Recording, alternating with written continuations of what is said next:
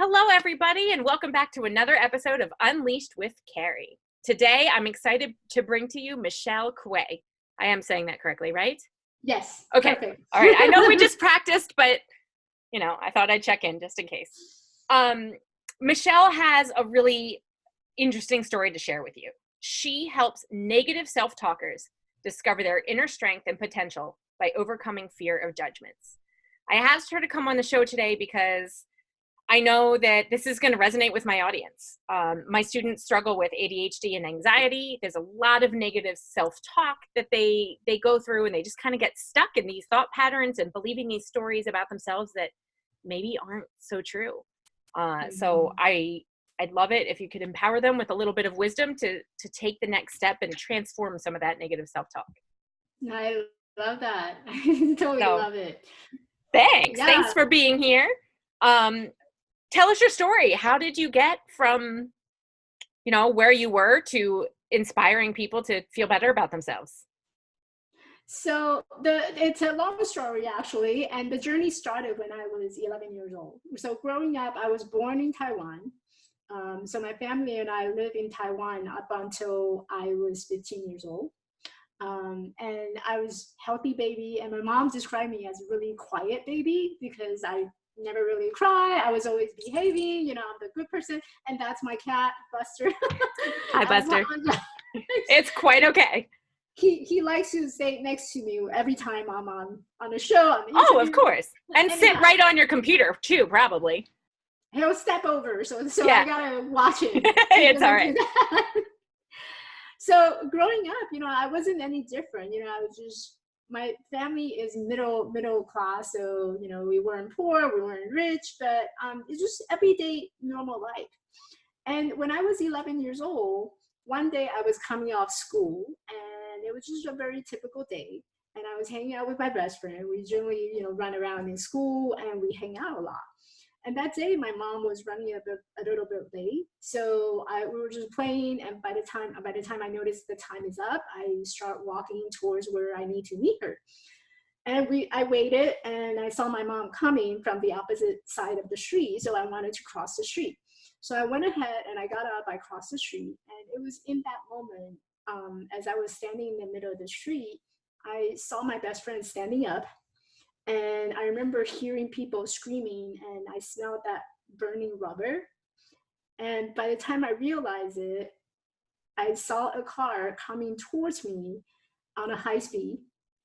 And the next thing I know was completely gone. I don't remember exactly how I got from the scene of the accident to the hospital, but I remember waking up in a hospital, and I had my mom, I had doctors standing next to me, and I didn't know what was going on. I couldn't comprehend, what had happened to me, but I could feel, and there was pain coming down from me, from my waist down. And so I looked down, and basically the doctor had wrapped me with plasters all around from my waist to my ankle. So since 11 years old, I pretty much spent the following 5 years in the hospital doing rehab, had multiple surgery, because it's always, they fix one thing and they discover, well, the bone is not growing. Oh, let's go back and let's patch it up, and let's put more nails and plates in there. So it was multiple surgery that I had to go through from age 11 all the way till age 15, a little into 15. So by age 15, my parents decided that we were gonna immigrate or move to America. So here we are in America. I just got out of the hospital, not much of rehab that was done, physical rehab. So no one really taught me how to walk properly using the body mechanic and everything. So I started to figure that out myself. So I started to learn how to walk. In the meantime, because I had no English background, so I didn't speak any English at all. And imagine a 15-year-old being placed into a foreign school, a foreign country, and you have no friends, and you have nobody to go back to, and no one is really there to teach you and guide you and then say, hey, this is how you do it. So through that journey, through my up until my high school year, I just pretty much figure things out on my own, learning English. I love hanging out with people who speak the same language because I can relate to them. They understand me, they get me. Um, Outside of that, it made me really feel uncomfortable to be talking to other people. And behind that language barrier also comes the physical barrier, where I was already, in my teenage year, I wanted to look pretty, but I can't because doctor had gave me a pair of metal bracelets to tell me to wear up until age 18. So I look completely different compared to other teenagers. And that brings a lot of peer pressure, and not just people looking at me differently, but it's also a matter of, I can't dress up, I can't put makeup on, I don't look good because I'm wearing this ugly metal shoes that doesn't match with any of the outfit that I wear. So if you can imagine growing up as a teenage girl who's already in that stage where, I want to look pretty, I want to look dressy and things like that. I wasn't able to do that. And what year was this, or about what year? It was in 1989. Okay. And in 1989, we had a lot of short skirt. Remember those days with the short skirt, mini skirt, right? And your hair needs to be like in a certain way. With the scrunchie. Yes, scrunchie. Yeah. Yeah. Yeah. Lots of that. And I couldn't do that. My whole entire teenage year, I spent it just to be able to adapt to a new environment, to not just the environment itself, but also physical changes growing up. So into college, into graduate school, I start to notice that since these metal bracelets are so chunky and so ugly, I decided that I was going to take them off on my own without anyone's permission. I don't want to wear them anymore. So I threw them away. And what ended up happening is it created a lot of permanent damage onto my body because I wasn't using the right body mechanic. So by the time I graduated from my graduate school, I noticed I couldn't walk really far, and I couldn't walk far without assistance. So I ended up using 2 crutches to help me to manage and walk around. So that took place in the majority of my lifetime. And then going into relationship where I'm only 4 feet 4 tall. So I'm really petite, very short. So when people look at me, they don't see me as she's an adult grown woman. They don't see me as such. They see me as, oh, that little girl, oh, she's cute. Yeah, she's nice. So people identify and put labels as cute, nice, but they don't put things like, oh, she's beautiful, oh, she's sexy, oh, she's this and that. So there was a lot of labels that was being placed on me that I don't really associate as being normal, because being normal means that, a woman needs to be in some kind of shape, right? Regardless what kind of shape you are, either a diamond shape, pear shape, apple shape, you name it, they have all kinds of shapes. So in my mind, I was identifying as a woman, I need to be in some kind of shape. Right. I don't fit in. So where do I fit? So I was struggling with the fact that, there's so much label that's going around in our society that we believe are true. And I associate them as that's part of being normal, being fitting in. I wanted to fit in, but I couldn't. I stood out. Yeah. And this story, I think, will really resonate, even if it's not directed at someone's body. If they're not feeling different about their body, they still feel different. The students that I work with are all of the, but well, someone else can do that, but but I can't because I'm different. I feel different. I look different. My brain works differently, And sometimes it's just a little habit, like maybe it's the culture, the food that we eat, or even the celebrating holiday, because everyone, every culture, every religion background have a different way of celebrating these. And sometimes we look at, we compare ourselves to others, and we think that there's something wrong with us and that we don't fit in. And because that there's something wrong with us, this is what happened, that they don't accept me. But, going through that journey, my journey, I realized that, there's really nothing wrong with any one of us, and that we're all unique individual. And what needs to happen is we need to turn around, instead of looking at the things that's around us and compare ourselves to others based on everyone else's standard, because where does the standard come from? They come from, our past religion, our culture, our parents, the environment that we grew up, and they also come from the belief that was passed down from generation to generation that women needs to be in certain shape.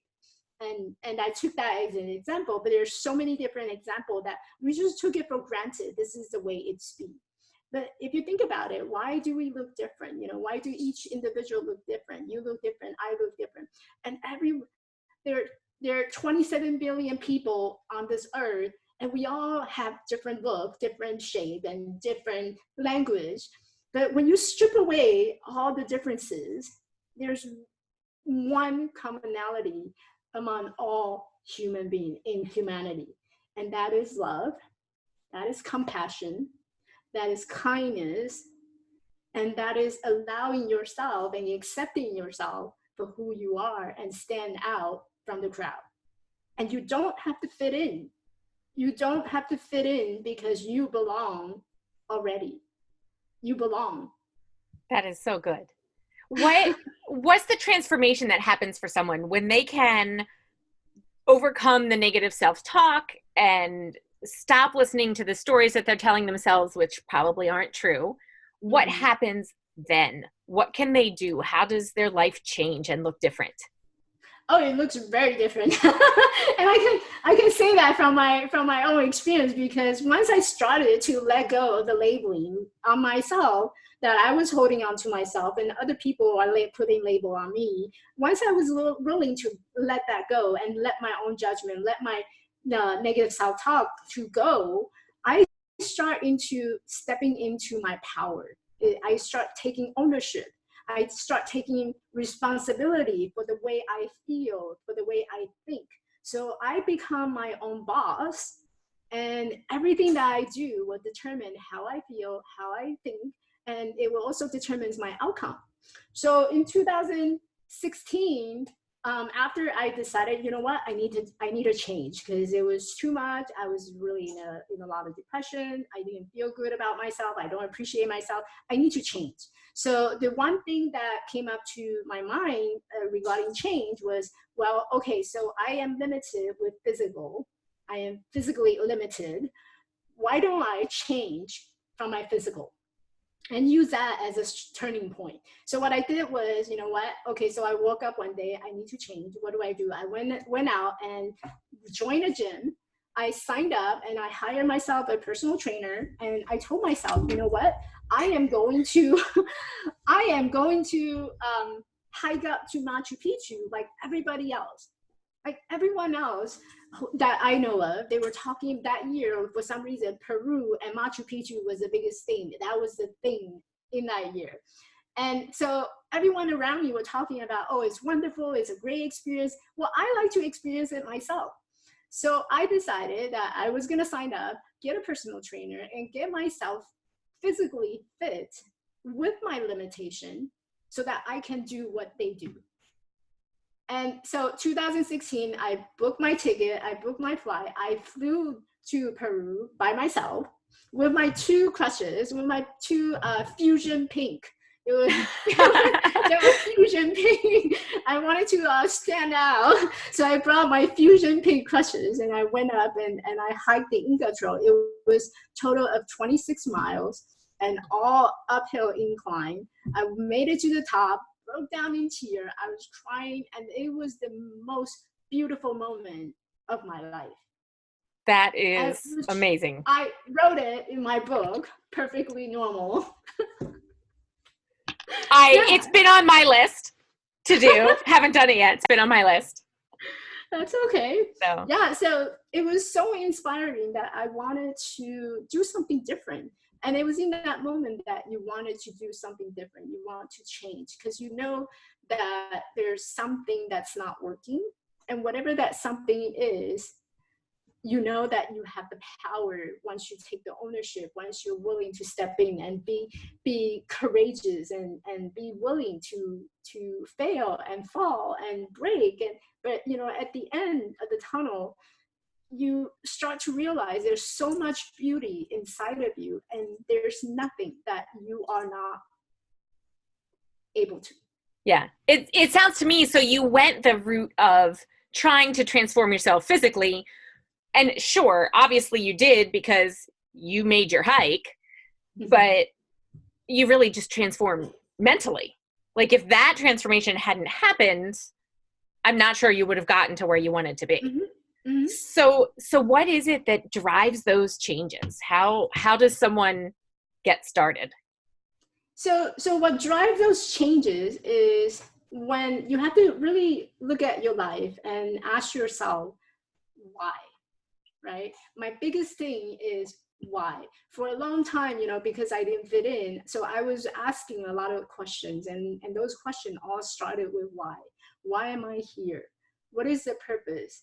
Why do I even exist? Like, why am I in this body when I have obviously have a, I'm pretty intelligent, I do well in school, but like, why is it in this body? Like, what is it that I can do?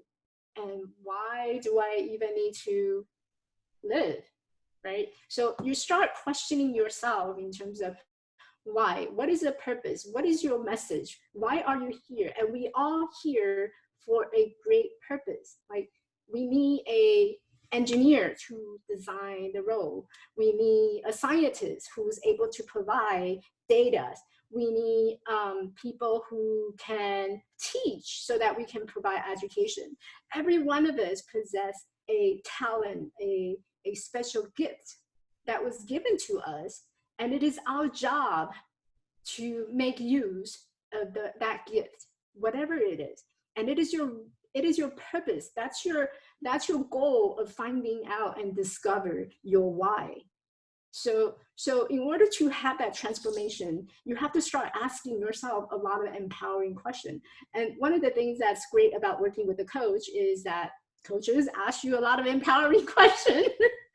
Yes. And they challenge you, and they aren't necessarily there to agree with you all the time. Right. I think that I've been thinking a lot about this lately. You know how they say that you are the average of the 5 people you surround yourself with, or whatever it is. And, the people you're around, be it friends, coaches, whatever, are they there to blindly agree with you? Or do they support who you are, but also challenge you and make you realize, they call you on your crap if you're saying something that's not authentic to yourself, or maybe isn't the best idea. Right, and it's true, and it's all about being that authenticity, right? We're not just being authentic to someone else; we're also being authentic to ourselves. And if I feel that by saying something that can benefit you from hearing it, then I'm going to show up and I'm going to step up and saying what is right, what feels right in that moment. And that may sound like I am challenging you, I am, putting you on a spot, but behind that challenge and behind every experience that we have in our life, there's a lesson to learn. And even when someone is challenging us and that we may not like it, we take it very defensively, right? That's where the judgment comes in, and we take it very judgmentally. But look beyond what is being said on the surface and look underneath it. And I think one of the scenario that I had recently brought up was the iceberg model, right? So the iceberg, for those who's watching and not familiar with the iceberg is basically, imagine an iceberg, and that's halfway immersed into the ocean or ice in the water. So what you see is only on the tip of the iceberg, and you don't see the rest of the iceberg that exists. But just because you don't see it doesn't mean that they don't exist, right? So when we're talking about our discovering your own uniqueness, our own talent, which part of the iceberg are you looking at? Are you only looking at the tip of the iceberg, or are you able to stand back and then look at the iceberg as a whole, right? So I often encourage people and clients to, look beyond the surface and look your other 90% of your beautiful. And because most of the time we don't see the other 90% of our beauty. So how do you get someone to start believing that in that, or even, I think even before that is being willing to consider that, especially when, and I know you work with predominantly adults, but when I work with teens who are so vested in the stories of, you know, physical attraction or the things that teens are supposed to be doing or thinking, even down to their leisure activities, you know, how do you take that first kind of leap of faith of, oh, well, maybe there's more, more to So I me. think, yeah. So I think everyone has more, and everyone could use a coach, you know, adult, child, children, everyone can use a coach. And how do you get them to change or be wanted to change? I believe that you can make them. They have to be willing. You Right. have to be ready for me to step in and point out some of the things that you are not seeing, right? But until that you are ready, until you're ready to change, until you're open to discover that more, then I don't think, I think it's just a journey that you have to travel. And I Yeah. respect that. Yeah. And when people who are not ready and they don't realize that they need to change, I let them be. This is not something that we can force. If someone were to coach me when I was 15 years old and they were to tell me that, you know what, Michelle, don't look at the appearance. You know, you're beautiful. You're more than what you're meant for. I wouldn't have believed that. Right. I wouldn't be ready to hear it. So we all have to be able to hear it. Now, to help facilitating that, I think it's our ability as coach to facilitate their awareness, right? I can say something like, well, what about doing it this way? What do you think about that? And what that does is it creates awareness for someone to think about and reflect. And this is why coach is great asking an empowering question, because Right. we put them in a place where they take time to reflect on something. My cat is just all over. Oh, it's totally fine. I've had my kids come in. I probably haven't had my dog because he doesn't usually come upstairs these days, but yeah, it's all good. Yeah. So it's about creating that awareness by asking them questions and have them learn to question themselves. So for teens, perhaps they're stuck into, well, so and so say this about me and blah, I feel really bad. Well, maybe you're not looking at the other's perspective. And what if I were to ask you, say, step into another person's shoe and how would you react, right? That's creating awareness. So I think in order to be ready for coaching or to be able to change, there's a time period where you just have to go through that journey yourself, and then you come to realization that, oh, I need something different. So when a client comes to you, or a potential client, how do you know if they're ready for change? Obviously they're interested because they've gotten as far as being in touch with you. So they're interested. How do you identify who you're going to work with based on whether or not you feel they're ready for that change? Oh yeah. So when you're ready to change, you're ready to change. You know that right away. Yes. Yeah. You ever wake up one day and you're like, oh, I need to change. And then all of a sudden you're motivated, you wanted to do it, and it has to be now.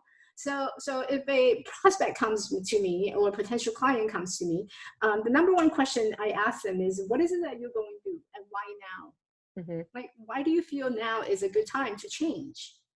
Right? Because if you don't know those two answers, then maybe you're unsure, you're not ready to explore more about what's underlying your experience. So I can ask, what is it that you're going through? And client would tell me, their life story. But when you ask them the second question, so why is it now? Oh, I don't know. That's where I would stand back and I would explore a little more with them, and to understand, like, okay, so you are experiencing through this. What have you learned from these experiences? And if you haven't learned that you needed to have a bigger change and to understand your pattern and how to break that pattern, then perhaps, maybe a week or two, think about it. And then when you're ready, I'm always here. And then a lot of times, especially if a teen is struggling with like anxiety or depression, you know, there's the whole mental health stigma and whatever, and they don't want to get help because it makes them feel different. Do you Mhm. have any words of wisdom there to show them why it's good, why it's okay, whether it's from a coach or a psychologist or, you know, whatever path they choose? Because there are just so many paths of getting help. Like, why is that okay? So, so for those students who don't want to change and they don't see the values of changing, what I would do is I share stories. So my story is an inspirational one, and there are many other stories who are inspiration to many people. So, and I think many of us, including adult, we do well in stories. Like we grow up listening to story. Why are story important? Because story will actually have underlying values and principles that we can learn that can be useful sometime down the road that when they show up. So they may not be ready, but if they're open to listen to a story, to attend a class or seminar, or just be open to listen to some of the material, or be open to share and discussion, or just sit down among peers to talk about things, that's already creating a guidepost for everyone to think about. Oh, these are the material other people are talking about. This is on other someone else's mind. How can I relate to that? What can I learn from this particular discussion, and walk away with something that I may not know at the time of the discussion, but later down in our stage of life, it may show up again. And that's the time we realize, oh my God, that was the point where change had happened. Yeah. You know, my dad always used to say to me, here, I'm going to tell you something. You just think about it and remember it, maybe come back to it. I Mm-hmm. think that's really similar. And I think too, telling stories and asking questions helps the individual feel less attacked, you know, Yeah. less judged. It's a lot easier to resonate with a story than to have the grown up telling the kid, or the Mm-hmm. friend telling the friend, or the boss telling the employee, like, no, this is what you should think, or this is how you should do something, Yeah. you know. But when you ask a question or share a story, it's more accessible to the person who's listening, I think. Mm-hmm. And it's about taking leadership, so I encourage adult, parents, and sometimes even like teens, when they ask me, well, what about this and that? So, well, consider yourself as a leader, right? You're leading your life. How would you like to show up in leading? And when you're in a group discussion, how you say to people and what you participate in your discussion, it matters, right? So do we want to come off from a place of intimidation, or do we want to come off from a place of love? I'm saying this out of love because this is what's happening, and if you're open to it, great, but if you're not, I did my job by sharing, right? Yeah. And that's how we need to lead in our own life as well. So are we coming out from a place of fear, or are we coming out from a place of love? Parents telling kids, well, don't do this because it's dangerous, or don't smoke because it's bad for your lung. But we're saying those things because we are afraid of the consequences, right? Right. Even though we think that this is how we show our love, but love should be something that's very inspiring, that's very empowering. And so instead of saying, well, don't smoke, it's going to kill your lungs, how about say it differently? How about say, well, what is it about smoking a cigarette that satisfies you? Let's explore about this. Let's find out what is the reason behind you picking up the cigarette and smoke. Maybe it's peer pressure, right? So we can talk about peer pressure, finding your own tribe that vibe with you. Or we can talk about, like, maybe we're just being curious, right? Can you be curious for something else? So all of that has to do with how we lead ourselves as well as how we show up for others. That is really, really valuable. Thank you. I know you have to wrap up, so tell us if you have any remaining things you make sure you want everyone to hear, and also where people can get in touch with you if they'd like to work with you, read your book, and I'll put all the links in as well on YouTube and Facebook. So I think one of the main pieces I would leave, and for the audience to walk away, is that when you look at life as a journey, consider yourself as a hero on that journey, right? So what does a hero do? A hero not only save the world, but a hero also save themselves from harm, from danger, from anything. So how does a hero save the world? A hero saved the world not because that hero is very capable or able to do a lot of things, but that hero understands the value of love and compassion to himself. So when you love and empower yourself so much, that amount of love has nowhere else to go but pouring out. And that's how you affect the change into our world, to have more love for others unconditionally, have more compassion towards others, have more kindness to others. We have to turn around and look at ourselves as the hero on that journey and saving ourselves first before we save anyone else. And you can find me on my website at elevatelifecoaching.org, and you can order a book there, and I will personally sign it and send it out. Wonderful. Thank you so much. I love the way you put it about be your own hero. Mm-hmm. That's a really, really great way to say it. One of my students says, success doesn't happen to you. You have to make it happen to you. I one of the quote that I've been using is, success is not optional. Yes. It's the ultimate destination that we all go to, right? Success. Yeah. And the failure is not a prerequisite. Yeah. You don't have to fail in order to succeed. Right. Yeah. But you have to go on the journey. Yes. You gotta, yeah. Go on the journey.